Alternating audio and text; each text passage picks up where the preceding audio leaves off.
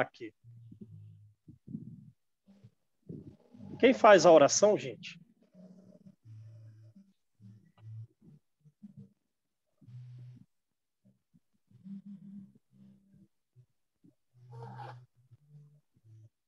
Eu faço, João. Beleza, Deise, maravilha. Senhor Jesus, Mestre amado, estamos aqui agradecidos pelo retorno das nossas aulas. Envolve-nos a todos, Jesus, na compreensão dos ensinamentos que vamos receber esta tarde. Inspira o João e permita, Jesus, que a sua mensagem de amor em todos os lugares possam chegar até os corações necessitados, até os nossos irmãos que se encontram doentes do corpo, da alma e das emoções. Envolve-nos hoje e sempre, Jesus. Que assim seja. Bom, vamos lá então, né, gente?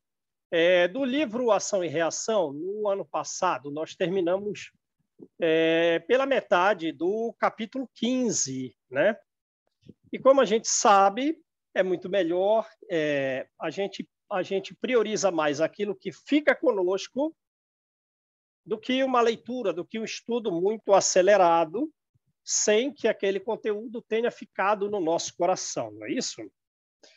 Então, a gente sempre faz as revisões necessárias para que aquele assunto realmente passe a ser conhecimento nosso, de forma a nos auxiliar de forma mais adequada na prática da doutrina espírita. Não é isso?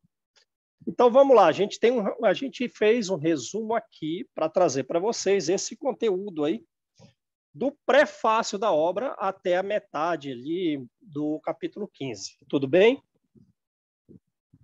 Então, vamos lá. Do que trata essa obra? Essa obra, ela revela uma região do plano inferior, de uma região, na linguagem própria do livro, de uma região infernal que se vincula à Terra. Com que finalidade? Revelando as características dessa região infernal muito vinculada à Terra para que nós valorizemos a reencarnação atual nossa. Porque o Espiritismo ele não é somente o Consolador prometido por Jesus, mas ele é também o disciplinador das nossas consciências, para que essa reencarnação seja produtiva, porque a reencarnação, em regra, ela é uma recapitulação de experiências passadas. Não para que nós repitamos o erro, mas existe significativamente essa possibilidade de nós errarmos justamente naquilo em que muitas vidas anteriores nós já erramos. Mas, recapitulando essa experiência, em vez de repetir o erro, que nós possamos superá-los. Porque diz Emmanuel no prefácio, o livro é de André Luiz, mas o prefácio é de Emmanuel, que a oportunidade de hoje se vincula às sombras de ontem para a construção do amanhã. Então, eles vão para essa região, na qual não tem nem luz solar, não é sempre escura, e chegam lá numa colônia chamada Mansão Paz, cujo diretor, há 50 anos, agora ele é diretor, ao fim desses 50 anos, é Druso, e ele já passou por todas as profissões possíveis que são exercidas nessa colônia espiritual, desde o padioleiro até a de professor, e agora ele é o diretor. André Luiz recordou que aquela colônia parece um daqueles mosteiros europeus na região dos Alpes, né? Em que cai uma névoa na região dos Alpes, constantemente uma neve sem parar. Só que ali, em vez de neve, é uma espécie de lama aeriforme, uma lama seca, né? Que de vez em quando ela se remoinha num furacão, causando, digamos, dores significativas para as pessoas que estão fora das colônias espirituais. E eles chegam justamente no momento em que está tendo uma tempestade muito severa dessas, E eles ficam preocupados porque as pessoas do lado de fora, eles estão vendo pelo vidro e elas não são atendidas? Não, não são atendidas. Mas por que não são atendidas? Porque a salvação é para quem deseja se salvar. E, na linguagem do livro, os tigres humanos, eles não têm condição de ser atendidos. Quer dizer, pessoas extremamente agressivas, elas não recebem atendimento espiritual. Por quê? Porque para o serviço de caridade é necessário, antes de tudo, a ordem, o equilíbrio. Se elas são colocadas para dentro da colônia, elas iam destruí-la, acabar com todas as espécies de serviço, né? Então, do lado de fora, recebe alguma coisa, mas não um atendimento significativo. E do lado de fora, eles classificam os espíritos em 3 graus, basicamente, dos que estão lá fora. Quais são eles? Espíritos infernais, que vão ficar naquela região por um tempo indeterminado. Quer dizer, não é espírito primitivo, atrasado, é porque Deus sempre julga a responsabilidade conforme a nossa capacidade. E lá, então, tem alguns espíritos de um nível intelectual alto, mas que caíram na irresponsabilidade. E, pelo grau de revolta, são infernais e vão ficar ali por tempo indeterminado. Outra classificação, a segunda, que estão vendo que ele diz a consequência é o prazo que fica naquele sofrimento. Espíritos perversos vinculados aos infernais, ficando longo tempo naquela região, e os espíritos que se transviaram, espíritos que dão alguns deslizes no caminhar com relação, né, ao caminho reto, desviam um pouco, ficam ali por um prazo curto, mas mesmo um prazo curto ali é um preço significativamente terrível. E no final do capítulo 1, vai dizer que o inferno é uma criação humana, da qual não é de Deus, é humana, mas da qual Deus se aproveita como o pai aproveita dos males que um filho faz a si mesmo, né? Um filho, por exemplo, desregrado, sai, bate o carro, fica acidentado, e daquelas feridas, o pai aproveita para trazer lições e ele para o próprio desenvolvimento do filho, né?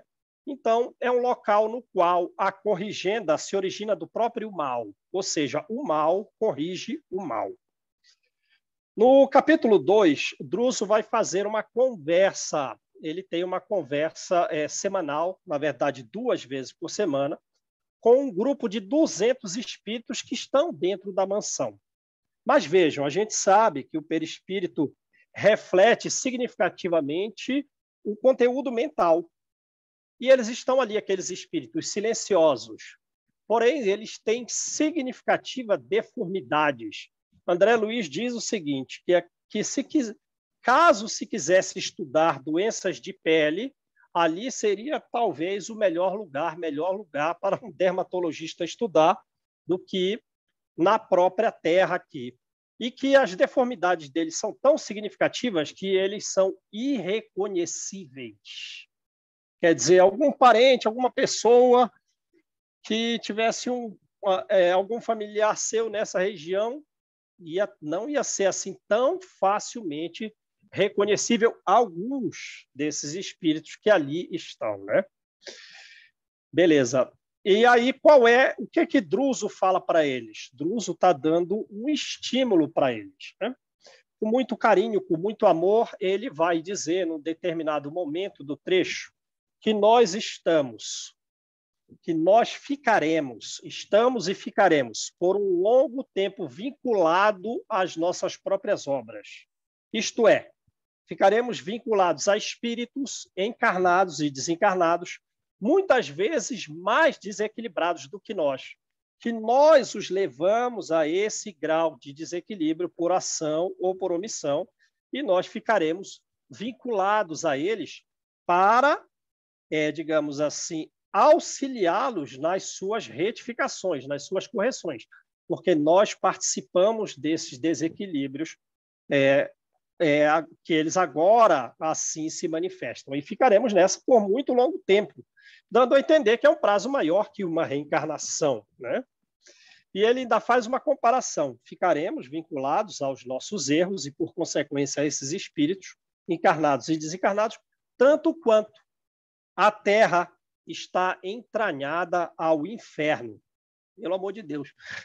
Digamos, esse livro, dos livros que nós já estudamos de André Luiz, ele é um dos mais fortes.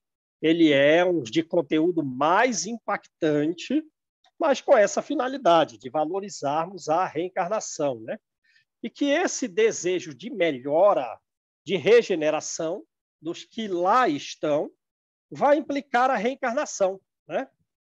Para a qual, diz Druso, para a qual nós levamos uma réstia de céu sonhado, uma esperança de céu que a gente vislumbra, que a gente deseja, e uma montanha de erros difíceis, de erros escabrosos, né? Quando ele termina, então, o estudo, vem uma senhora para exemplificar. Ela está vinculada a um filho. Ela, na vida anterior, foi muito rica e, por passar muito a mão na cabeça desse filho, ele se tornou um tiranete. Um rapaz muito orgulhoso que achava que o mundo deveria servi-lo e ele está do lado de fora da mansão, né? Sem conseguir receber algum atendimento que seja efetivo para a sua melhora. E eles vão, então, reencarnar. Ela vai ser novamente mãe dele. E aí, porém, agora numa condição de economia bastante difícil, vão nascer pobres, para que ela o estimule no trabalho, para que ele vença o seu próprio orgulho. E um senhor idoso, também muito vinculado a alguns espíritos inferiores que estão lá fora, trabalhando demais, ele quer vir para a Terra, sabe para quê? Para folgar, para ter algum... Então, tá dizendo assim para nós, né? Pô, aí é tranquilo. Vocês estão reencarnados aí, coisa fácil. Eu estou sonhando tanto para ir para aí onde vocês estão, porque eu quero ter uma folga da minha vida. Vejam isso, né? E outro, um jovem que estudava lá, passou a estudar significativamente depois de um tempo, perguntou a Druso o seguinte: olha, eu estou vinculado a esses espíritos, mas cadê os superiores? Cadê aqueles que eram iguais ou melhores do que eu, com os quais eu, em vida anterior, tive algum vínculo e agora nem não me lembro deles? Cadê esse pessoal? Falou, olha, esse pessoal você não recorda porque justamente a sua vida não foi equilibrada. E ele faz uma analogia.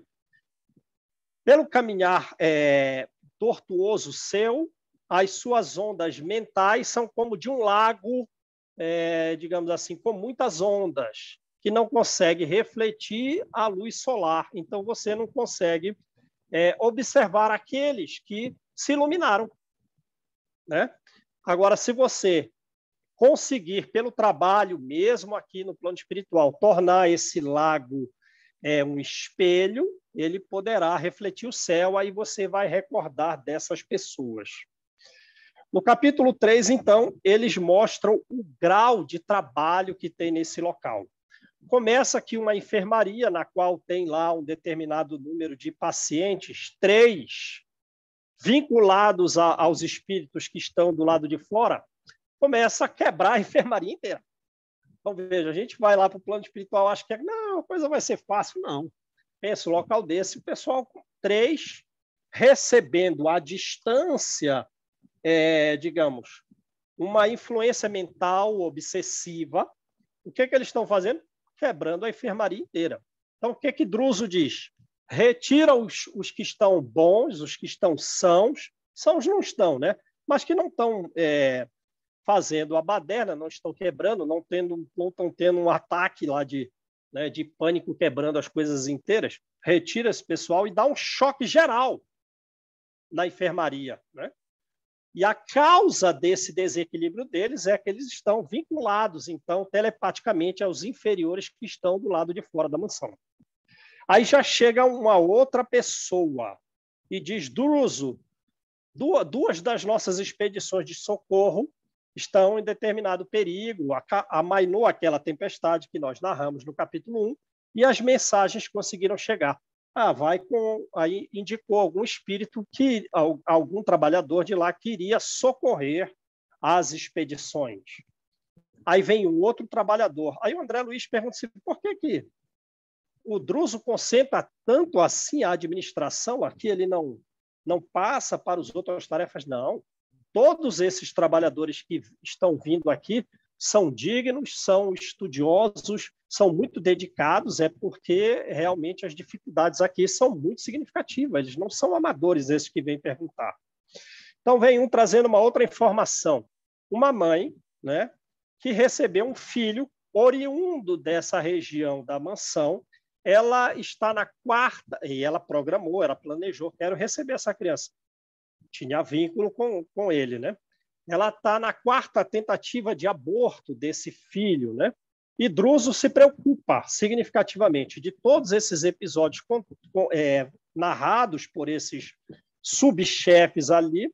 Esse foi o que mais o preocupou, porque o objetivo final dessas regiões inferiores é a reencarnação, porque a reencarnação é a porta, diz o livro, a reencarnação é a porta de saída do inferno para esses que são originários de lá.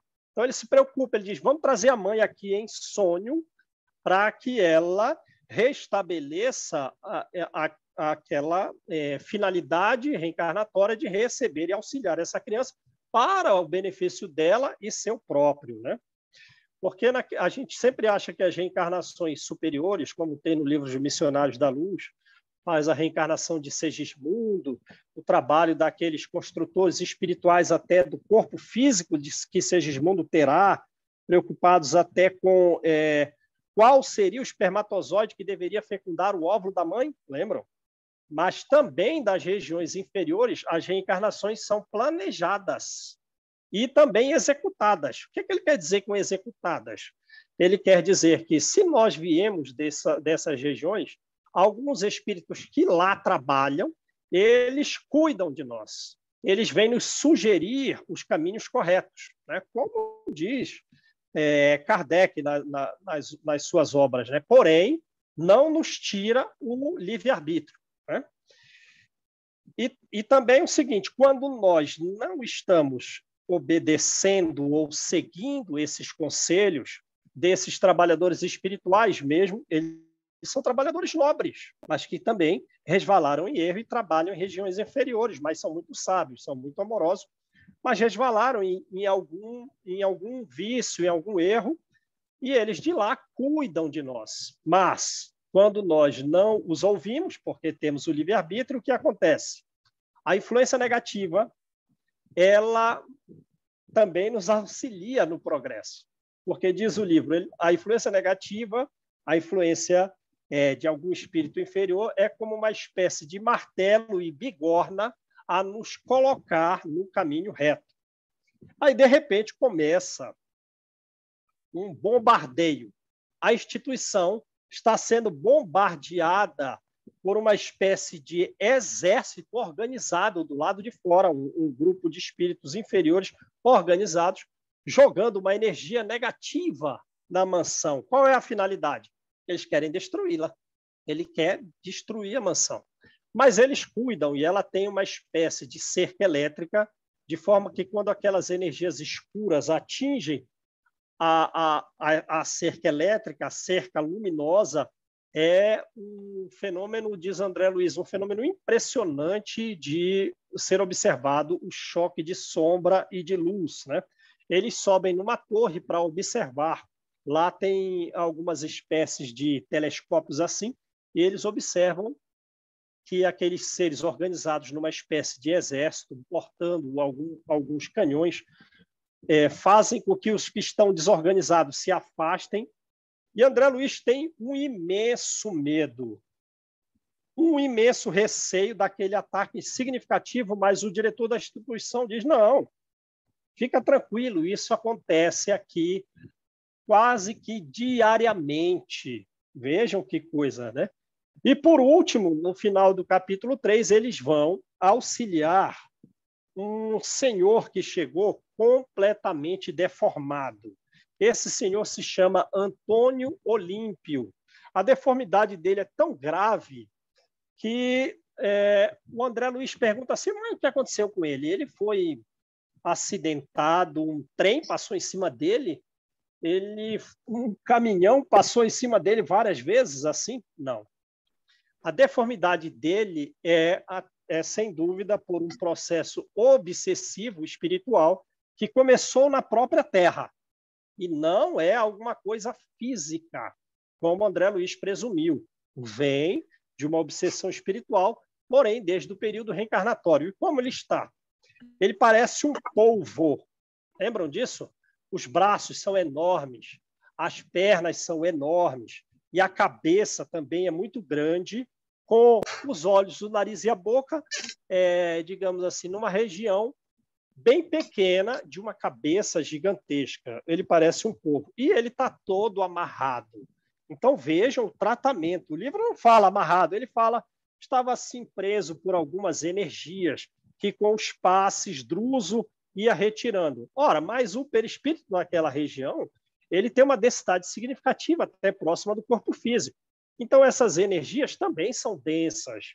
E nós presumimos, temos que falar assim, com esse verbo de presunção, que ele estava com tapa-bocas, ele estava com correntes ou cordas completamente amarrado e ele foi desamarrado. E quem era esse paciente? Ninguém sabe. Ninguém sabe. Como fazer para auxiliá-lo? Ele próprio vai revelar a sua história, ele vai dizer a sua história, com quem ele se vinculou, quais foram os erros que ele praticou, para que ele possa receber o atendimento. Então, o Druso dá depois de liberar essas energias, libera também as cordas vocais para ele falar, retira o tapa-boca e coloca ele no estado, vem trazendo a memória dele para que ele fique quase semi-acordado. Ele estava vivendo o pesadelo grave do erro dele, né? E Druso traz ele quase para acordar, mas não deixa ele acordar, porque ele tinha que revelar com total liberdade qual era o seu drama particular. E se ele acorda, ele ia ficar muito emocionado, muito preocupado, observando o ambiente e não ia revelar com a precisão devida aquilo que ele fez. E o que ele fez? Na partilha dos bens, mortos os pais, numa determinada fazenda, ele matou os seus irmãos. Ele matou os seus 2 irmãos para ficar sozinho com a fazenda toda.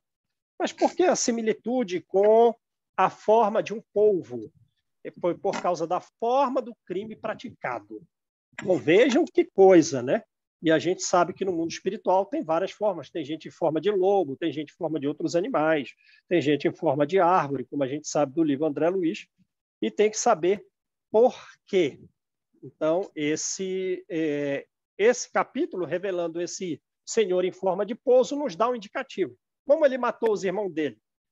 Ele pegou os irmãos, colocou num barco, fingindo um determinado passeio, e deu em taças ali de vinho uma espécie de sonífero no começo da viagem. E quando chegou num determinado local do rio, no qual a correnteza era mais forte, eles já estavam sem condição, digamos assim, de nadar, estavam entorpecidos. Ele virou o barco. Então, vejam que ele tramou a coisa inteira. Levou tempo calculando detalhe de como ele deveria fazer para assassinar os irmãos e ficar com tudo. Então, os espíritos inferiores, que, quando ele ficou com o pensamento pesado, depois de ter morrido pela morte, pelo assassinato dos irmãos, o que eles fizeram? Transformaram ele num polvo, pela forma como ele matou os irmãos. E ele ficou acorrentado, depois dos próprios irmãos terem se viciado ele significativamente no plano espiritual, a ponto dos irmãos cansarem de agredi-lo. Imagina alguém que está extremamente revoltado e que ele para de agredir porque ele ficou cansado de agredir. Imagina isso. Aí largou para os espíritos infernais que, dentro de alguma das cavernas lá, transformaram ele nessa espécie de polvo. Então tá, no capítulo 4, o que trata? Eles vão observar outros casos. Num átrio que parecia uma estação ferroviária, sabe aquelas estações ferroviárias em que o trem chega um trem e tem uma calçada alta de um lado e de outro para as pessoas descerem, né? Num grande átrio tem lá grupos, parentes, amigos das pessoas que vão chegar. Essas pessoas são trazidas por expedições de socorro, né? E lá, nessa Mansão Paz, tem 2 expedições de socorro que se alternam no serviço diariamente. Vejam isso. Um dia um dia outro. Um dia um dia outro. Tem hora para chegar, mas não tem hora para sair, mas não tem hora para chegar. Em regra, são 10 trabalhadores e quase sempre eles trazem em torno de 20 doentes. Usam cães, equipamentos simples para caminhar naquela região infernal lá. E alguns desses vêm de macas. E quem são trazidos? São pessoas que não estão totalmente compromissadas com o mal, que elas não estão revoltadas, né? Apesar de que, pelos erros praticados, elas estão completamente fora da realidade.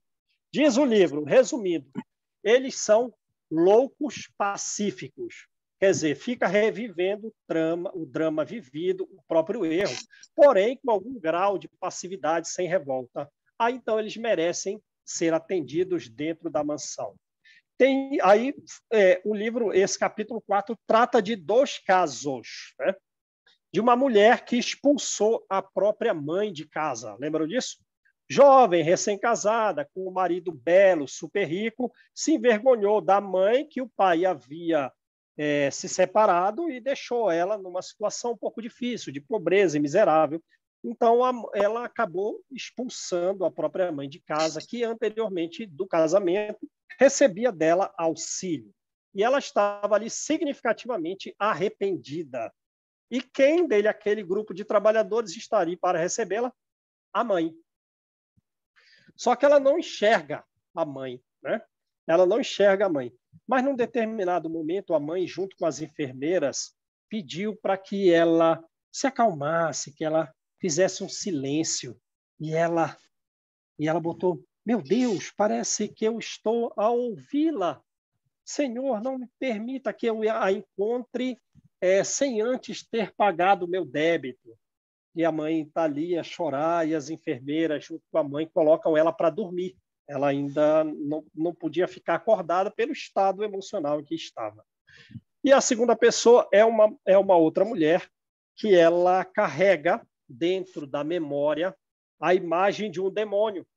O demônio não está ali, está dentro da cabeça, ela está sendo recebida na colônia espiritual, mas ela carrega dentro da imagem dela a imagem do demônio Belfegor, né?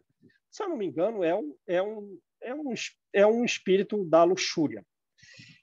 E ela está ali, meu Deus, quem me ajuda, quem me livra da influência desse demônio Belfegor que estava dentro do pensamento dela. Aí diz o livro, olha, esse estado que ela está, essa ideia de demônio que ela carrega, e que os espíritos inferiores aproveitam para tomar a forma desses demônios, é, na verdade, uma epidemia muito significativa. E vem das bibliografias do passado, bibliografias aprovadas pela Igreja, quanto à forma desse demônio, quanto às formas de ações desse demônio, a própria Igreja aprovando essas bibliografias, sendo elas muito lidas, tem causado essas epidemias. Quer dizer, a epidemia tem muita gente nesse estado psicológico completamente distorcido, alterado, mas a origem vem dessas obras bibliográficas, né? Em resumo, o que diz esse capítulo 4? Que nós vivemos dentro dos nossos próprios pensamentos, dentro dos nossos quadros mentais. E esses nossos quadros mentais, aos quais nós ficamos presos, eles têm cor, ele tem cheiro, ele tem forma, tem imagem. E também esse pensamento ao qual nós ficamos vinculados, dos nossos erros, com essas imagens e cheiros, alterando o nosso perispírito, pode degradá-lo, pode degradar o nosso perispírito. E nós vivemos, então, fora da realidade, no estado, como diz o livro, de um louco, podendo ser até um louco pacífico. E como o pensamento ele é uma energia com velocidade maior que a da luz, ele também se associa a outros pensamentos assemelhados, quer dizer, de conteúdo semelhante àquele que nós próprios carregamos.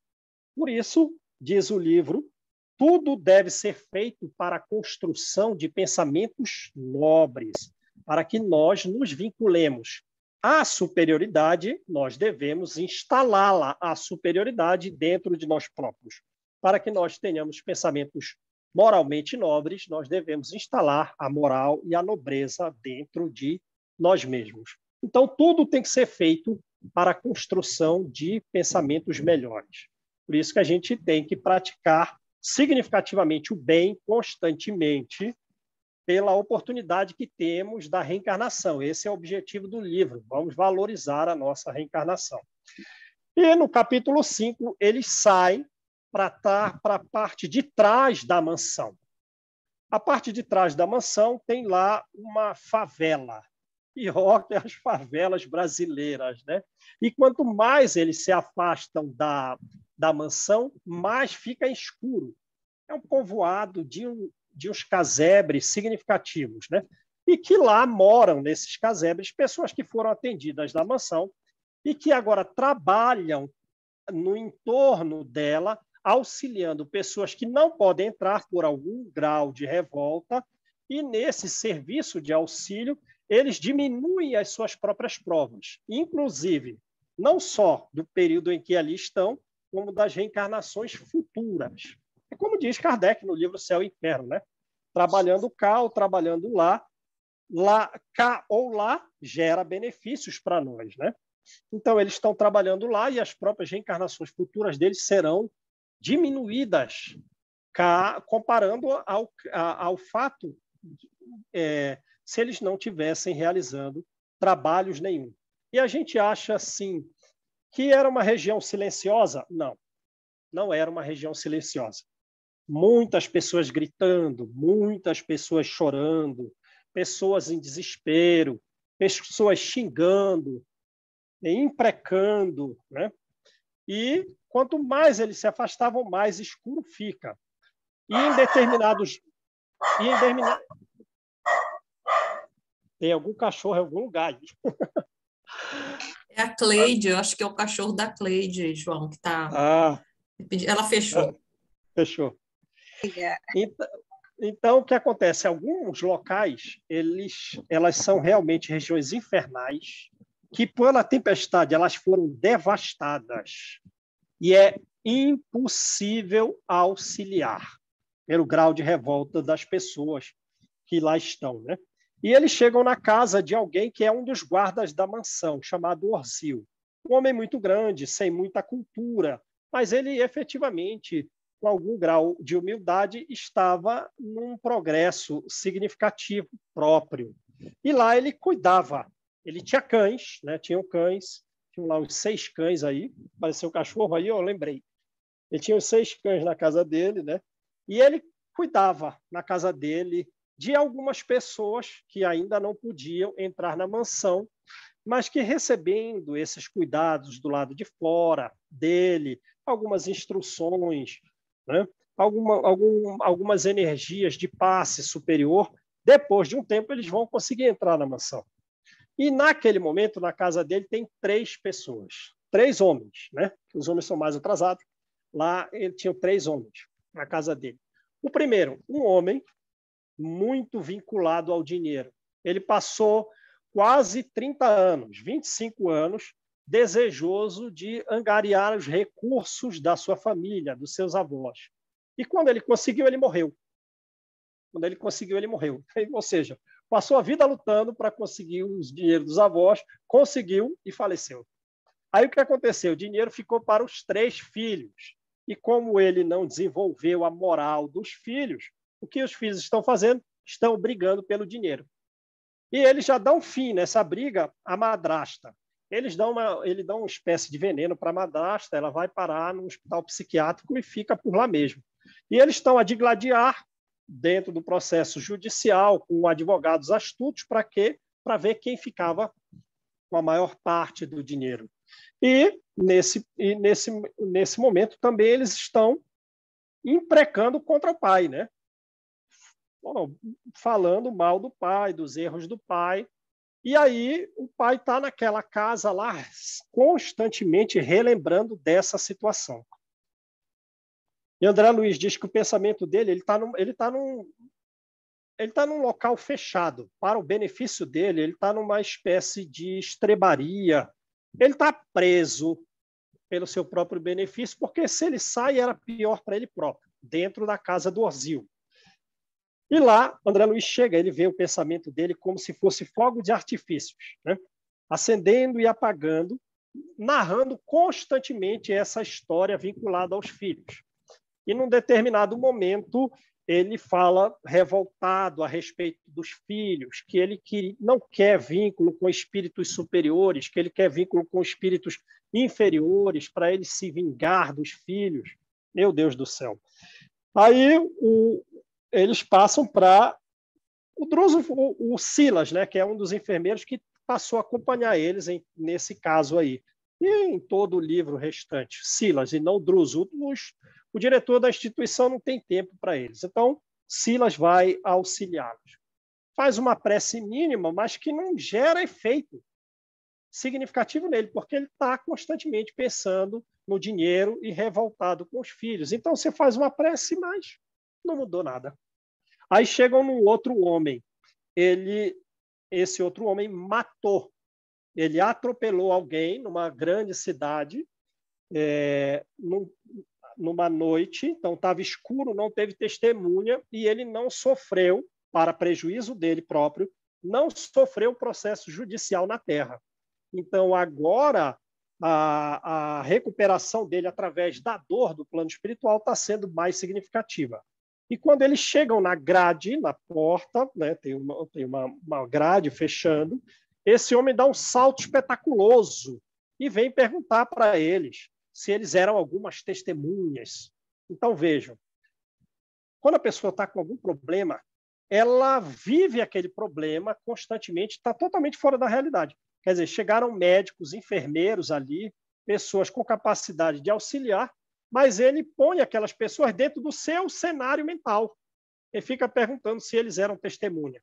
O outro homem rico lá perguntou se eles eram... Você é algum juiz? Perguntou para o Silas. Você que está vendo o caso da partilha dos bens?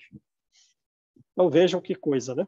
E esse segundo, ele estava no fundo da parede, da cela, olhando para a parede. Então o pensamento dele ficava impregnado, né, por psicometria na parede, distinto do outro que estava com o pensamento emanando no meio da cela. E o terceiro era um homem com erros de natureza sexual. No fim da vida, né? Não sei com que idade, ele foi parar num bordel. E o que ele fazia?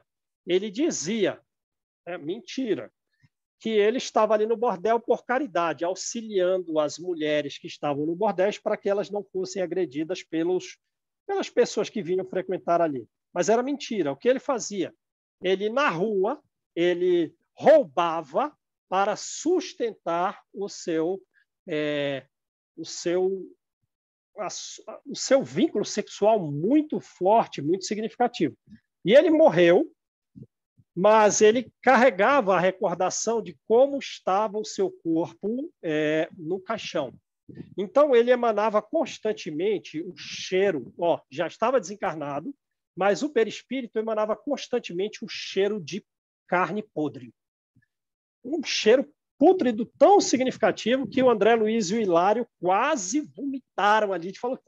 O André Luiz falou, eu tinha que fazer muita força, para eu me segurar ali, porque a coisa era brava. Ele olhou profundamente e percebeu que aquele pus, aquelas coisas que escorriam, contaminando todo o quarto, provinha dele próprio.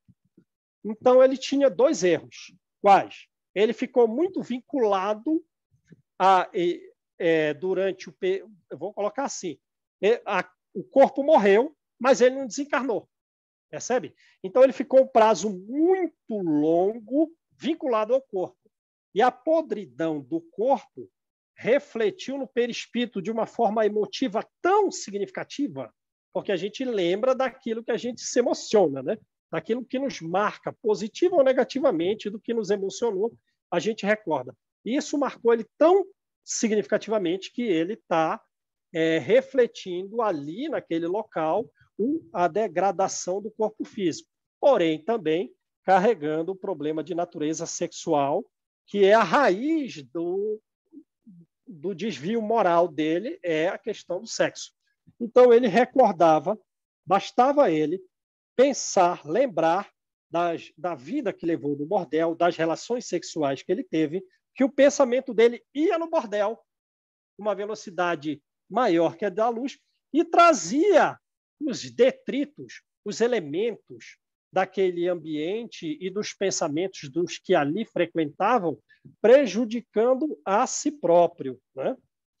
Então, voltamos a frisar aquela questão do capítulo 5. Aí ele faz lá algumas comparações, falando de como é a parte física desse caminhar do pensamento, mas o importante é essa parte moral. Nós devemos fazer tudo de prática do bem, estudar tanto e praticar tanto bem para que o nosso conteúdo mental seja nobre e nós, naturalmente, nos desvinculemos daqueles pensamentos que nós gravamos em nós mesmos quando nós erramos. Porque o bem que nós fazemos antes de tudo para nós próprios, porque lançamos em nós, então, pensamentos de qualidade que nos permitirá vínculo com a espiritualidade superior. Beleza, gente? Tudo bem até aí? Essa aula vai ficar gravada. Eu sei que talvez eu esteja indo muito rápido. Quem quiser depois reestudar, ela vai estar lá no grupo. A gente vai deixar lá. O capítulo 6, ele mostra que aquela instituição ela é dirigida por espíritos representantes de entidades angelicais, espíritos muito elevados, espíritos muito altos. O Druso é o diretor, mas 2 vezes por semana eles fazem uma reunião mediúnica e esses espíritos, que são, na verdade, os superintendentes de todo o trabalho ali realizado, eles se materializam.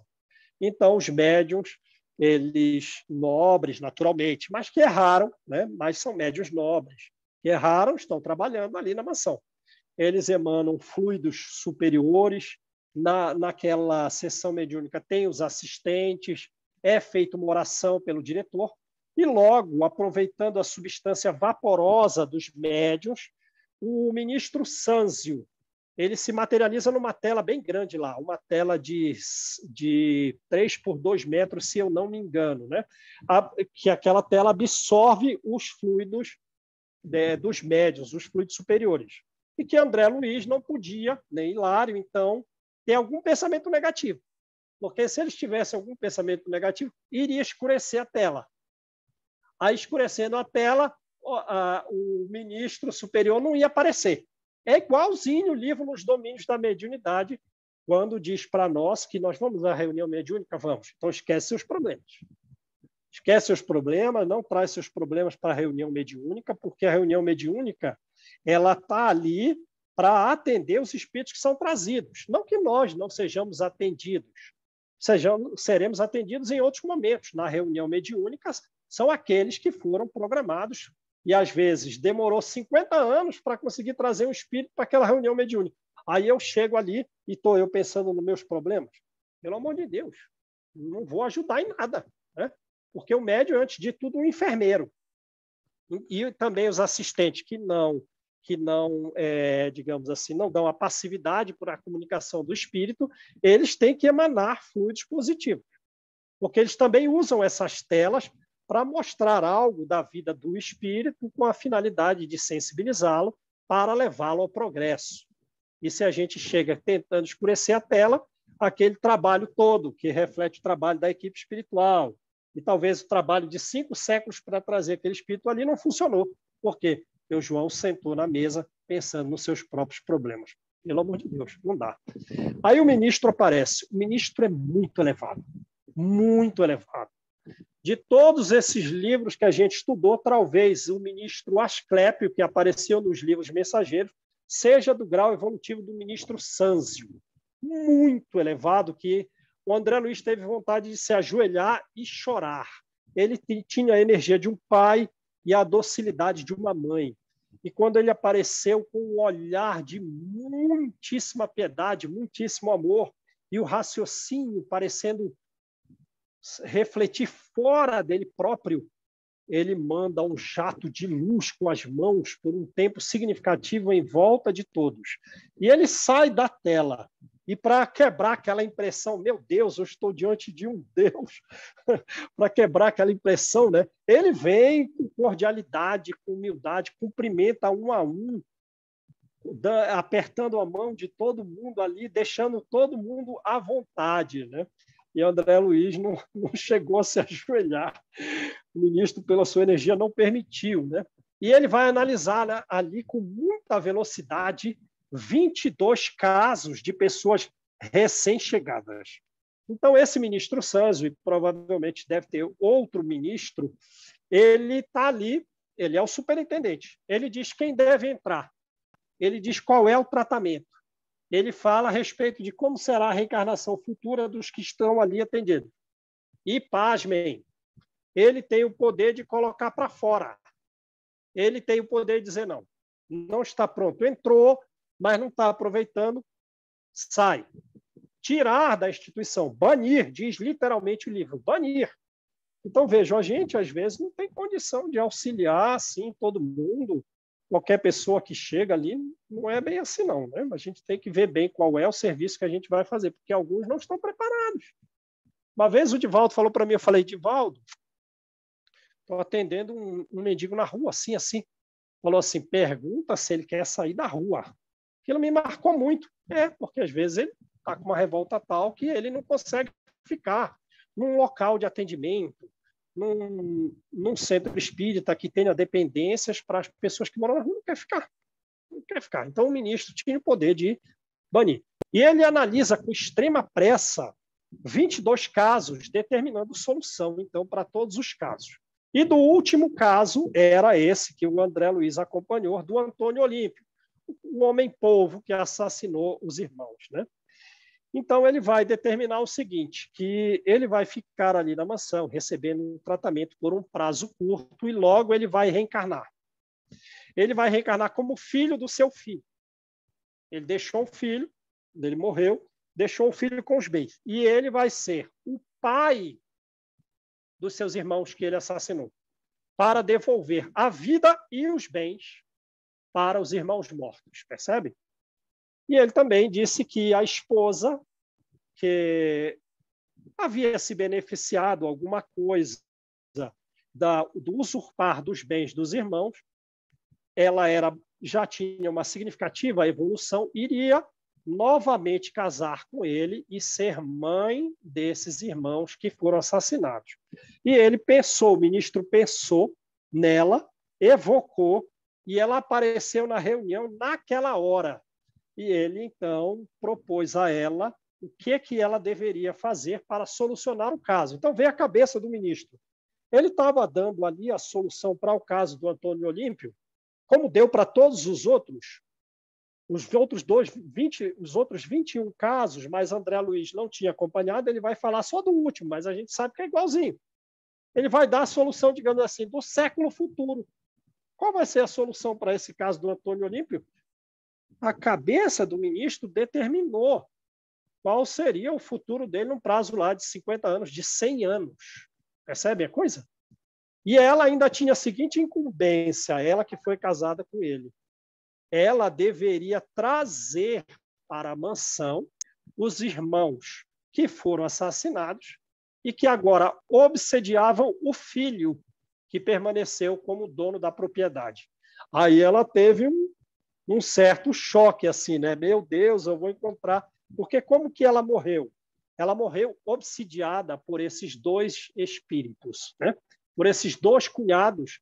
Ela, logo depois que eles foram mortos, 5 ou 6 anos depois, ela se jogou no lago, ela se suicidou afogada no lago pela influência obsessiva deles dois. né?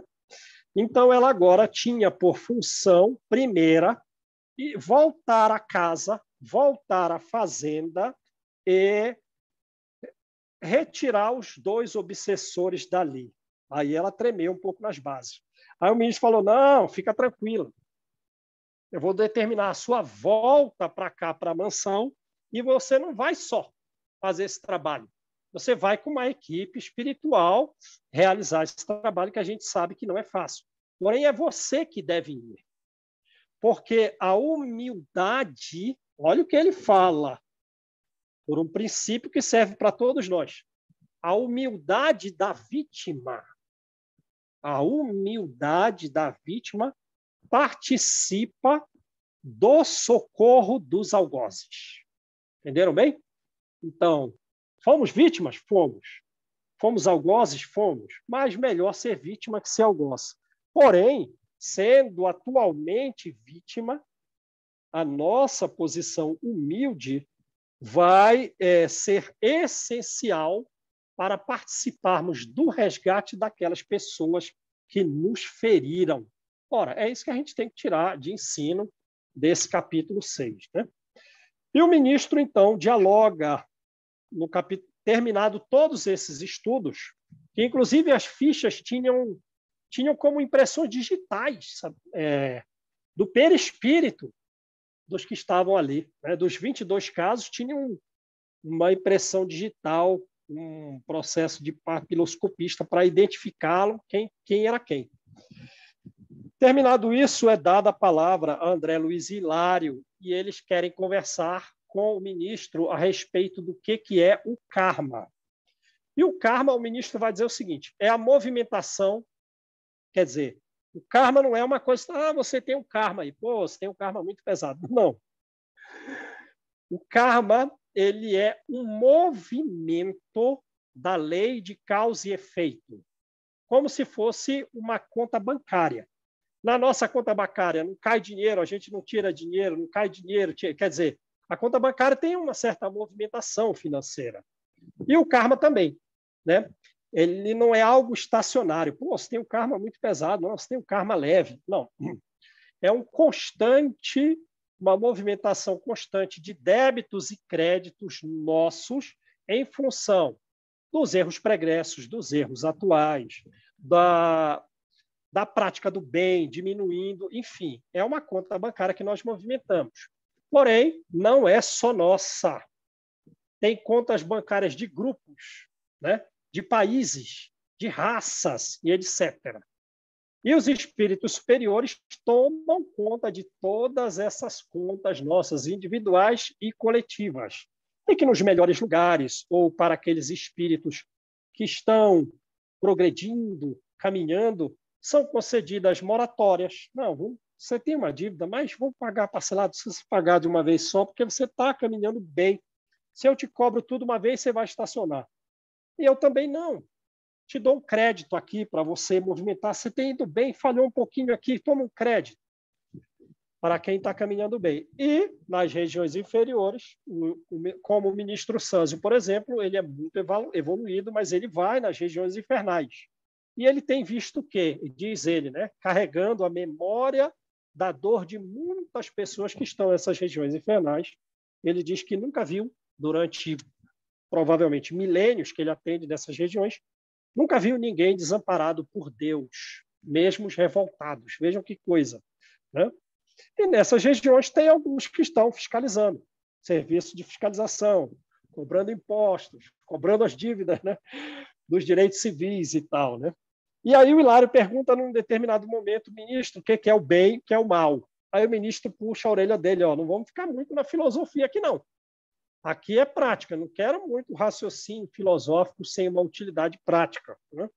Mas vamos dizer que o bem é quando a cooperação que nós damos para o benefício de todos, né? Quando nós estamos trabalhando para o benefício de todos, quando essa cooperação ela é voluntária. Quer dizer, não existe o bem quando a gente faz alguma atividade beneficiando alguém de forma forçada. Entenderam o que ele diz? Então, ele coloca o bem como sendo, antes de tudo, uma cooperação voluntária nossa para o benefício dos outros, e ainda levando em conta as circunstâncias em que aquele benefício é praticado. Por exemplo, toca um mendigo aqui em casa no domingo, aí eu estou assistindo uma televisão super bem de saúde e eu faço uma reclamação.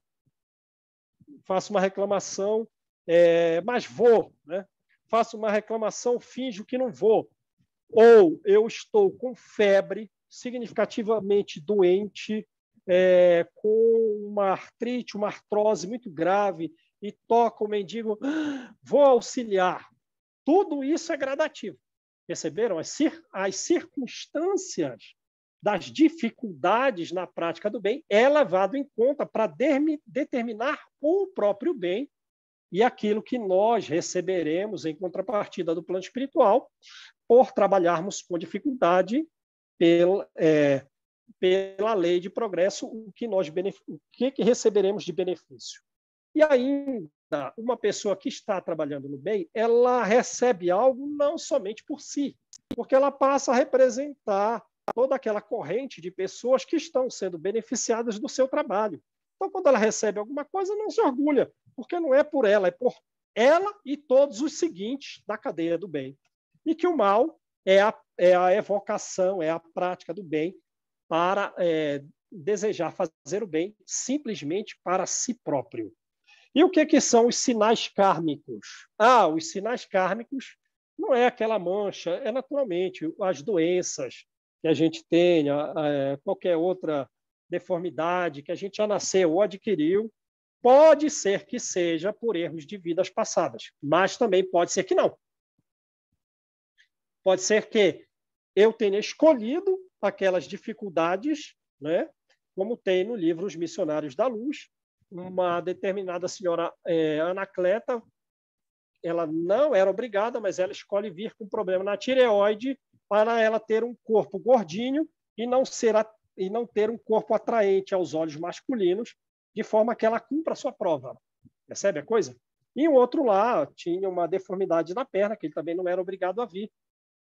Diferente de Anacleta, que ela pediu para vir com o problema na tireoide, para esse foi sugerido, olha, você aceita, mas ele poderia ter dito não e não viria, mas ele escolheu vir para a finalidade de progredir, de avançar, quer dizer, não tem uma causa passada obrigatória daquela dificuldade, mas uma finalidade futura, uma busca de evolução mais rápida.